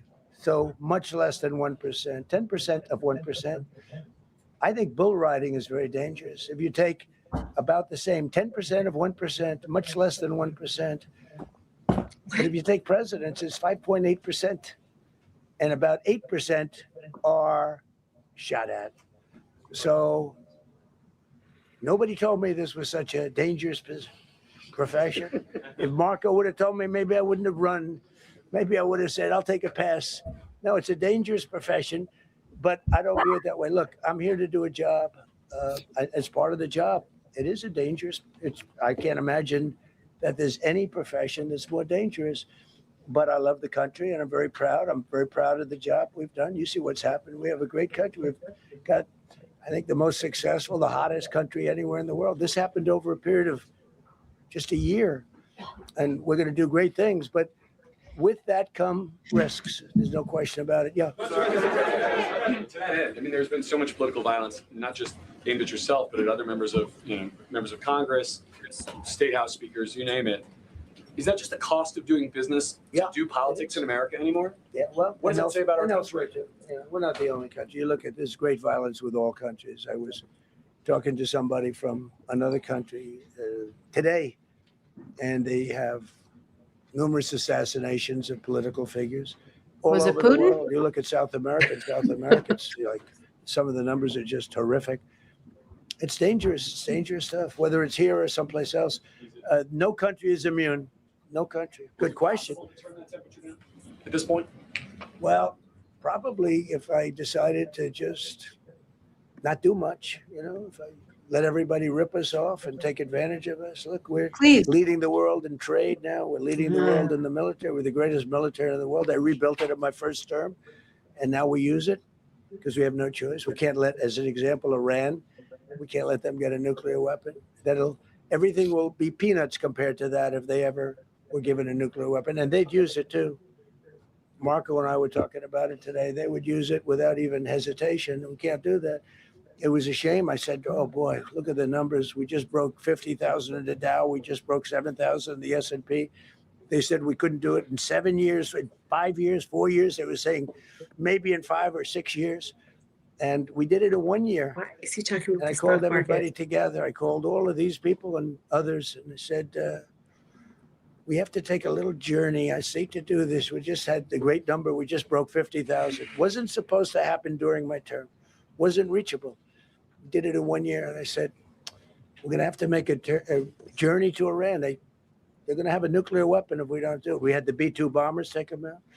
I terminated in the first term the Obama agreement, the Iran nuclear agreement, which was a disaster. That was a road to a nuclear weapon. They would have used it. They would have used it 100%. So, when you do things like that, you become a target. If I wasn't doing that, I guess I'd be a lot less of a target. But I'm honored to be. Okay, one more question. Go ahead.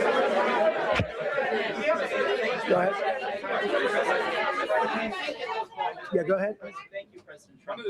Thank God. Trump. Did you know how the gun was brought into the hotel? And also, how does this event impact you as the leader of our country? Do you think it will change your I leadership? like not to think about it.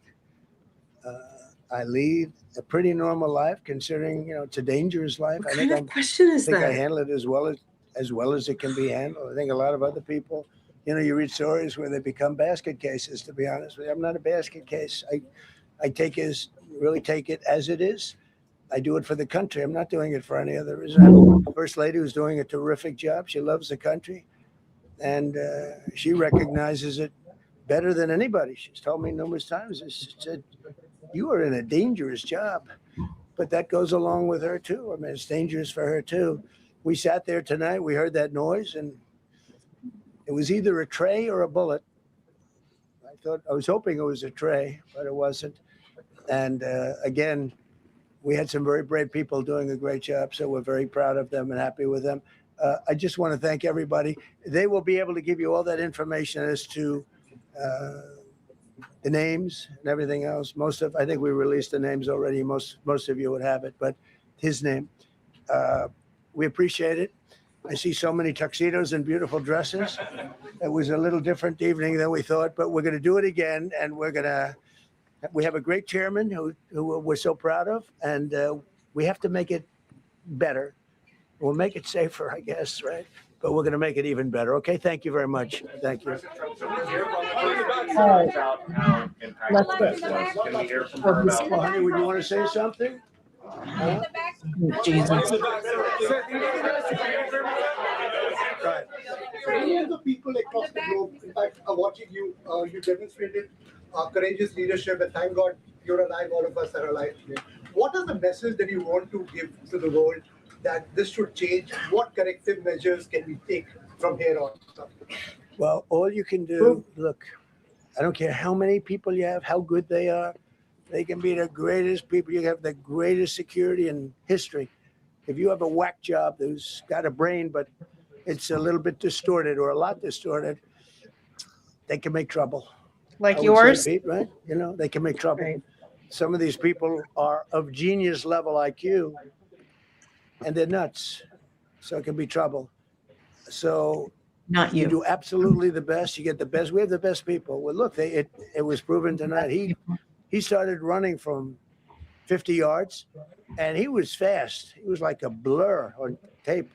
He was moving. It was very impressive the way they got him, because a lot of people would be looking and saying, you know, it's like a weird feeling, and they would let him get through, but they didn't let him get through. They drew those guns so fast. They looked like Matt Dillon.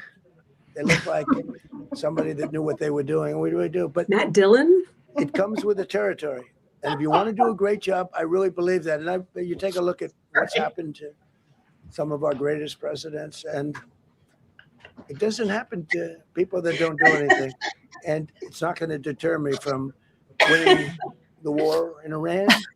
I don't know if that had anything to do with it. I really don't think so, based on what we know. But we're going to continue to do a great job. That's all I can do. Thank you very much. Oh my God, stop talking to him and let him leave. I can't take it anymore. Thank you. Oh my God, guys. I just got so much stupider from listening to that. My brain is melting. Wait, but can we talk about Matt Dillon? Okay, before we get to Matt Dillon. There's something about Mary. Before we get to Matt Dillon, thinking about Mary, who I think that was probably the last time anybody thought about Matt Dillon. Donald Trump, who apparently thought about Matt Dillon. I think singles, because I live in Seattle, so He I picture him. He wasn't singles, but that was before something. It was before, but that to me is his iconic "touch me, I'm." Yeah, dick roll. Yeah. Except for I know this is serious, but like Jesus Christ, Matt Dillon. Bridget Fonda and singles and Donald Trump. Nobody's really thought about Matt Dillon's looks in a long time. I want to just talk about this. Please. You are very serious throughout this whole thing. Well, I'm serious because I am seriously disgusted with our White House press corps. Oh yeah. And I know that everybody's applauding the chairwoman of the White House Correspondents Dinner, which Chang from CBS, but the reality is that was the biggest bullshit question I've ever seen. Like, Mr. President, what was going through your mind? Right. Like, really? And then, of course, we don't have to belabor Peter Ducey, who was asking the usual Fox News bullshit, sycophantic questions, and everybody else too. So that's your White House press corps, folks. That is who was at this dinner tonight. That was horrendous. They were all in their tuxes. That is who covers the White House every day. And if you wonder why our country is in the sorry state that it's in and why independent media is so necessary, you just got your answer.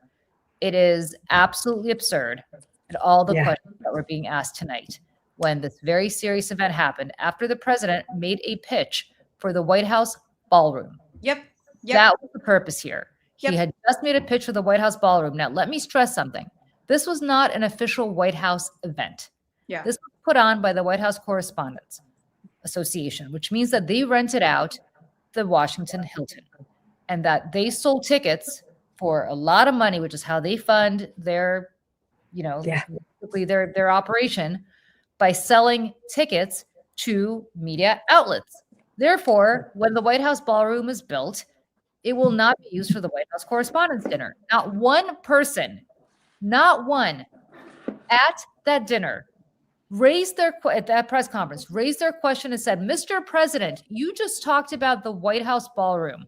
Please, sir, explain to us how this White House ballroom will be used to host a private dinner in support of a private organization where media outlets pay money, not to the taxpayer-funded ballroom, but to the White House Correspondents Association. Please, sir, explain. Are you confused?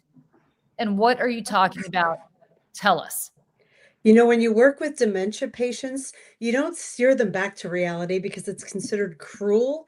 You just sort of say, like when my dad starts telling me about the time he served in World War II, he was born in 1944 and never served in the military. I just say, wow, Dad, that's really interesting. Anyhow, dinner is coming up. Let's get you down the hall for dinner. I'm being a little tongue in cheek here, but I think like they can't ask, they're not asking that question because first of all, because they're obeying in advance. But secondly, there is a sense of like, he's never gonna be able to answer that question. He won't know, but that's gross that they won't ask. Ask it. Yeah. I want to watch him squirm and not answer. Yes. You know what I'm saying? Like 100%. I want to watch him not answer it. Why are we grading on a curve here?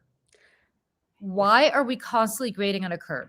All right. Because those are the only people who still have entrance into the room. And that's you know what, CBS, Right. There you go. For all that I'm looking at my Twitter feed and everybody's like, oh, we have to congratulate her. She hosted like how brave she was on stage with the president, and then she rushed right down to the White House to ask him this question. No.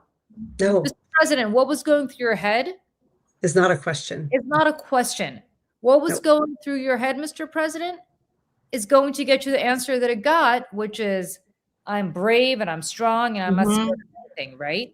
I'm the most important president, like Lincoln, and they only go after the important ones. He compared himself to Abraham Lincoln. I want to just emphasize again, this is a man who has been credibly accused of raping children.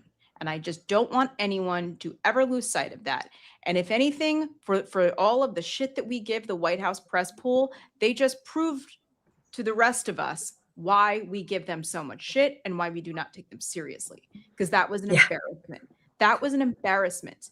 And I want to put this tweet up and the responses. Meghan McCain never misses a beat. I never want to hear one more criticism of Trump's new ballroom at the White House. Oh, really? Charlotte Clymer, please put your phone down and get some sleep. Aaron I Rupert, love Charlotte Clymer. it's just the best. Aaron Rupert, this is a real bank shot. John Pavlovitz, shut the hell up. Your father would be ashamed of you. Decoding Fox News. Why? How the hell is this related? We don't even know if he was the target of the shooting. And Jeffrey Evan Gold said this is a White House Correspondents Association event. It's, to your point, Julie, it's not official White House event and wouldn't be in the ballroom even if it was built. Exactly. Bravo to all the independent journalists popping off. Yes. Now, the other thing that I want to say here is that as much as he was saying that they were coming for him because he's Lincoln-esque, for all we know, and we don't know, and your guess is as good as mine, and maybe I'll be proven right, and maybe I'll be proven wrong, and maybe Trump will be proven right, and maybe he'll be proven wrong. But for the President of the United States to stand up and say that he was the target of this event is absolutely absurd, or the shooting was absurd, because it could have easily been somebody who wanted to impress the President of the United States and murder the press corps in front of him. Okay? We don't know. We do not know. That's a really good point. Yeah, I'm here for them. I want to remind people also of the January 6th committee hearings. What was her name? Cassidy Hutchinson, right? When she was talking about what she saw on January 6th, one of the things was about Donald Trump being held back because he wanted to walk to the Capitol with his people.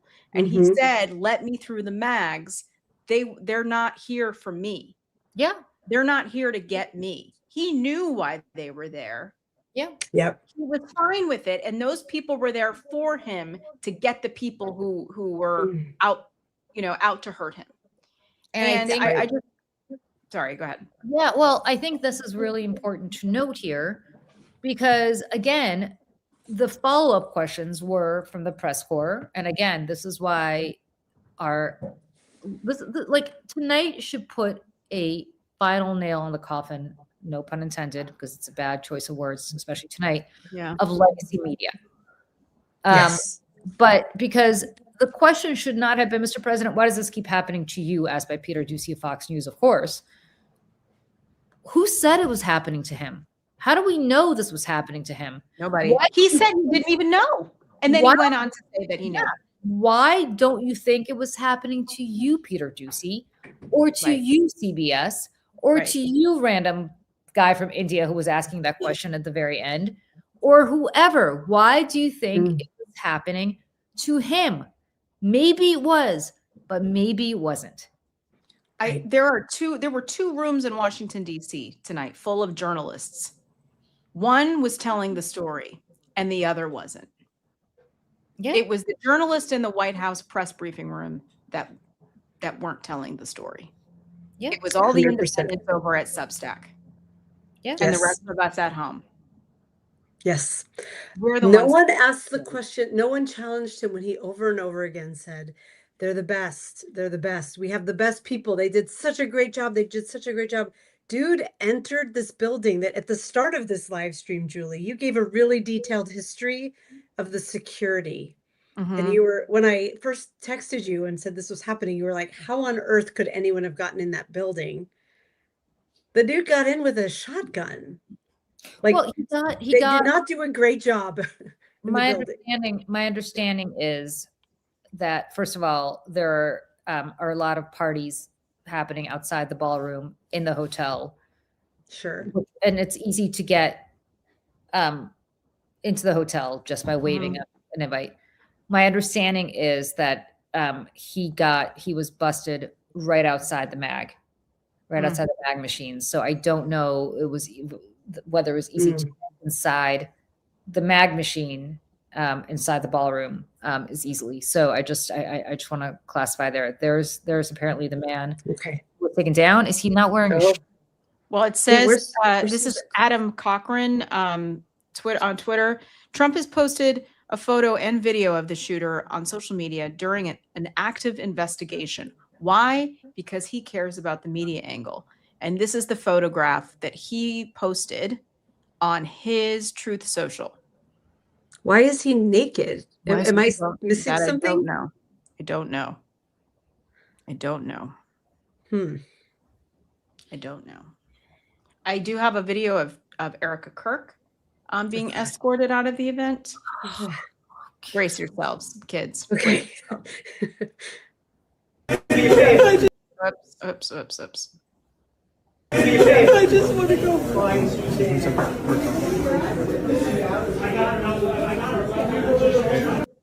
Just gonna play that again. Hold on, please. One more. I just want to go flying. Did she say, I just want to go home? You mean where she's supposed to be as a woman with her kids, not leaving the house and not working? That's where she wants to go? Yeah. Okay. He lives in Arizona, friends. That's not near Washington, D.C. Right. So by home, she means my hotel or my hotel room in Washington. J.D. Vance's guest room or something. Let's make up some rumors. The pull-out couch. Sorry. Made the sleeper sofa. Sorry. That was in poor taste. Was it? It wasn't. J.D. Vance thinks that I should not have rights. Yes. I would bet a lot of money that those were not real tears because who knows? Maybe they were, but I don't care if they were real tears. I don't care if they're real tears because, to be honest with you, this woman never misses an opportunity to tell the rest of us how to live. Yeah, she's this pretty is much the worst. Michelle's version of Erica Kirk. I don't have the hair or the makeup, but yeah, you don't have the tissues over there. But like, yeah. Here's another angle. Trump just put this up. Okay. Hold on, please. Hold on. Before presenting, screen remove. Okay, yes. Okay. Here's another angle. Again, this man does not seem to have a top on. What happened to him? And I'd also like to point out that Matt Dillon is trending. So. Yes, he can't believe it. Actually, you know what my favorite Matt Dillon role is? The best thing that's happened to Matt Dillon since like 2003. Hold on, the best Matt Dillon role, To Die For. Do you remember that movie with Nicole Kidman, the Gus Van Sant movie? Yeah, it's so good. It was one of Joaquin Phoenix's earliest roles. Oh my God, Nicole Kidman. Yeah, Nicole Kidman is incredible in that movie. That was what made my her dad career. is asleep. My dad's asleep right now, but I know that when he hears this in the morning, he's going to be like, "Is that the guy from Wild Things?" The Outsiders, right? Like, he's got a deep catalog. Little Darlings. Remember that movie back in the day? Yeah, very controversial. I still think he's great in Singles. I agree with you. He was great in Singles. Is he a West Sider? I feel like I've seen him out a couple times. Yeah. Really? Mm-hmm. I bet he still looks good. Then Donald Trump's jealous of you, Michelle Kinney. Right, buddy. And they looked like Matt Dillon. They looked like Matt Dillon. Matt Dillon. Oh my God. Wait. That is just. You look like Jake Ryan. I know we are Jake Ryan fans. No, we're not Jake Ryan fans, but the point is, like, oh my God. Oh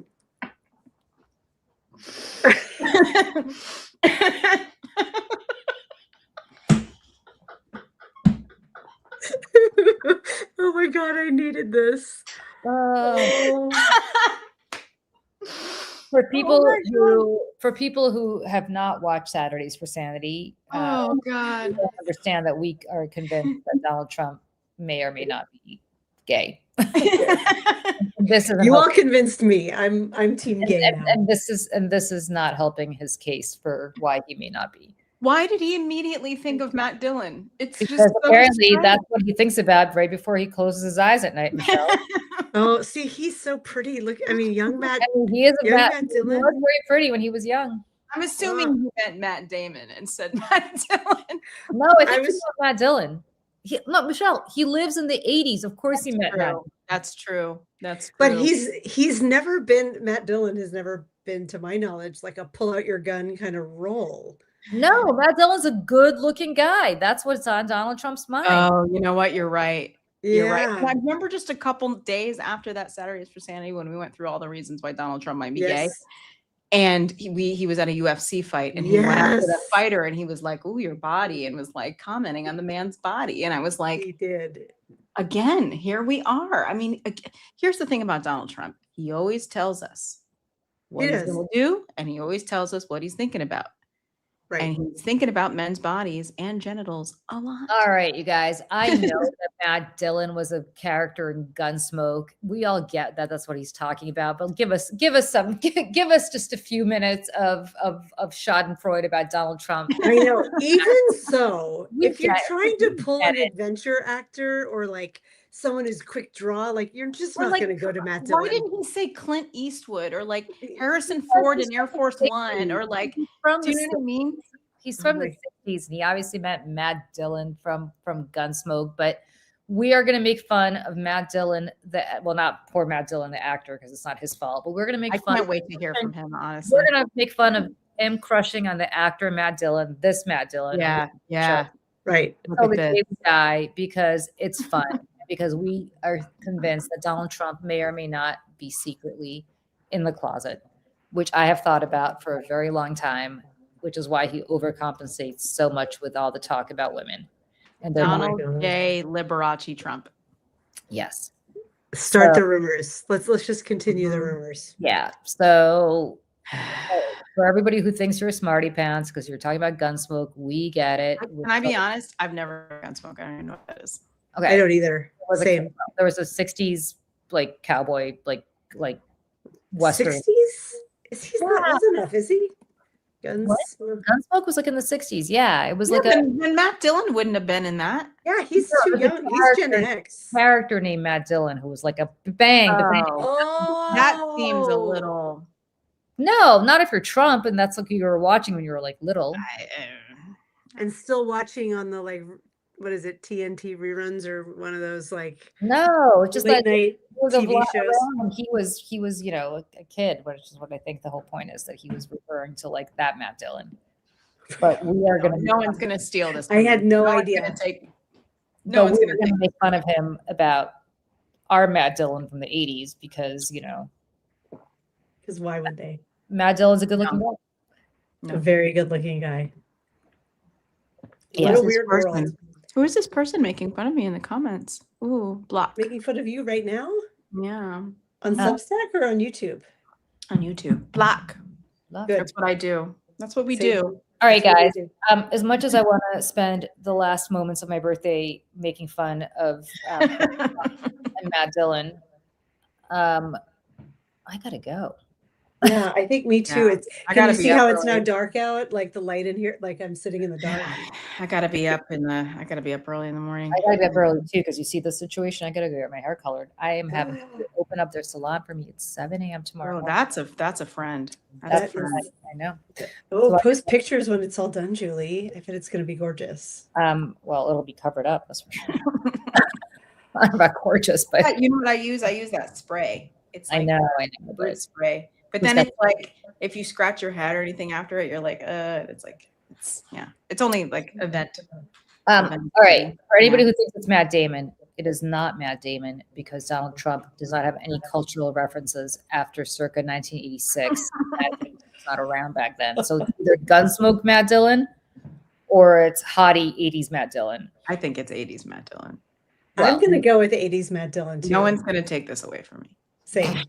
And this is what we have the internet for, people who are going to mock this tonight Yep. and make Matt Dillon trend, and we can all have a good giggle about it. But just how absurd that he walked through that press conference with the most like softball little lobs coming at him. Like, how did you feel? How did it make you feel? And he got to say things like, well, I'm pretty much so important people do this, and I'm just like Lincoln, and we have the best, and also my ballroom will be the best. Yeah, he Unchecked. managed to hit all of the notes. It was the ballroom, it was Iran, it was the nuclear weapon, it was whack jobs, something about Democrats. It's he Lone Wolf. We got Lone Wolf a lot. Lone Wolf, whack jobs. These people are crazy, And then Matt Kash Patel. Okay, and I just need to. I'm sorry. Before you go, Kash Patel, because Wow. the rumor's been in the last couple of days he's getting fired. Of course, that's why And he's like, and thank you, Mr. President. You're the best president. You're my daddy president. I love you. You were so Ooh, handsome. You're so pretty. I mean, first of all, you were the FBI director. Why weren't you doing your job and Right. catching people like this ahead of time? Mm-hmm. So, and then there was one more tweet actually that I was going to throw up here. I mean, not throw up. I mean, not in my mouth, but you know. Throw up was what we were doing while he was talking. I'm just going to read this here. Emily on your phone, or Emily in your phone, put this on her Instagram. This is from Sean McCreesh. As part of the Washington press pool, said, I'm one of the small number of journalists traveling with the White House press pool tonight. We were in a hall just outside the ballroom when the commotion first rang out. Robert Kennedy Jr. and his wife, Cheryl Hines, came out and were ushered into an elevator. Then Janine Pirro emerged. The FBI director, Kash Patel, came tearing across the hallway with two men in tow. His girlfriend was hiding in a room with another man who was holding her hand. Reporters are about to be taken back into the ballroom. The show will go on, apparently. Wow. That was like soap opera. Held in another room. His girlfriend was being held in a secure room. With another man. With who? TBD. We don't know. Y'all, I'm exhausted. It's Matt Dillon. It's Matt Dillon from There's Something About Mary, and that's just how it is. And singles. Yep. They Thank can't take that away from me. Okay. We're going to go tonight. We're going to go tonight. It is 11:25, everyone. Dana and Julie, thank you both so much for Thank being you. here tonight. Julie, happy birthday. We spent a Thank lot you. of time together on your birthday I today. know. I spent more time with you guys on my birthday than with my family. And by the way, I went out to dinner for my birthday. And good. when I was asked what I wanted to drink, I ordered a club soda because I knew that I needed to not drink tonight. Oh, no. And I was right. I was right. See, You're I would have been absolutely like right. martinis, and then I would have been real saucy on here. Oh, I did not. No drinks. Oh, man, good for you though. That's self-control. It is. I'm really but- glad we did this. I am too. Thank you to everyone on Substack who has joined us. There's Yes. quite a few of you, and So many people here. We're so many grateful. people on Substack, over 2,000 people. You guys, thank you for spending Saturday night Yep. with us. Yes. So many more here on YouTube. Yep. We And are- I yeah. want to let people know that if you're joining via Dana or Julie Substack, that you are watching the Mayday Network. We are a new independent media network, and we're going to be officially launching here in the next few weeks. It is women owned, it is women founded, and we come on here to talk about the things that are happening and have these discussions that we think are really important. Without a filter, really, and without any bullshit. So we Yes. are very grateful to everyone who has been watching. Please find us on Substack, which we hope to build out, but more importantly, find us on YouTube, where we do lots of live content, including an Americans Rewatch podcast. So everyone, yeah, go ahead. And as Matt Dillon said to Bridget Fonda at the end of Singles, it's untight. Yeah. God bless you. Dana, you know what I'm talking about. I know exactly what you're talking about. Gen X, man, you Gen Xers. All right, guys. I've got a dyslexic. I'm gonna start singing Dyslexic Heart right now. Do I teach you? Do I I hate hate you? you. Do I got a dyslexic Dyslexic heart. Na, na, na, na. Such a good song. Great movie. If you have not seen Singles, great Gen X movie.